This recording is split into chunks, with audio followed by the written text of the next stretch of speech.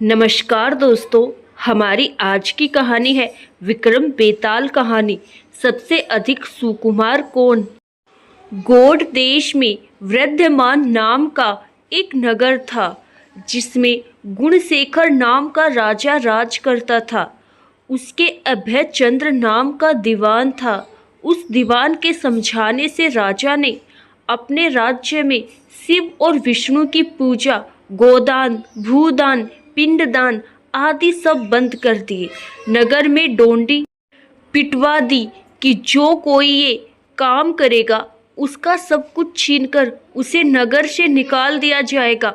एक दिन दीवान ने कहा, महाराज, अगर कोई किसी को दुख पहुंचाता है और उसके प्राण लेता है तो पाप से उसका जन्म मरण नहीं छूटता, वह बार बार जन्म लेता और मरता है। इससे मनुष्य का जन्म पाकर धर्म बढ़ाना चाहिए। आदमी को हाथी से लेकर चींटी तक सबकी रक्षा करनी चाहिए। जो लोग दूसरों के दुख को नहीं समझते और उन्हें सताते हैं, उनकी इस पृथ्वी पर उम्र घटती जाती है और वे लूले लंगड़े काने बोने होकर जन्म लेते हैं।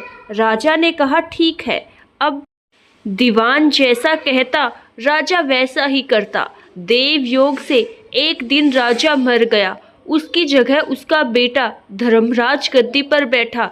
एक दिन उसने किसी बात पर नाराज होकर दीवान को नगर से बाहर निकलवा दिया। कुछ दिन बाद एक बार वसंत ऋतु में वह इंदुलेखा, तारावली और मृगाकवंती इन तीनों रानियों को लेकर बाग में गया। वहां जब उसने इंदुलेखा के बाल पकड़े तो उसके कान में लगा हुआ कमल उसकी जांघ पर गिर गया। कमल के गिरते ही उसकी जांघ में घाव हो गया और वह बेहोश हो गई। बहुत इलाज हुआ, तब वह ठीक हुई।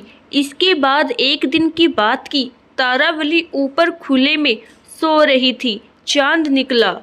जैसे ही उसकी चांदनी तारावली के शरीर पर पड़ी, फफोले उठ आए।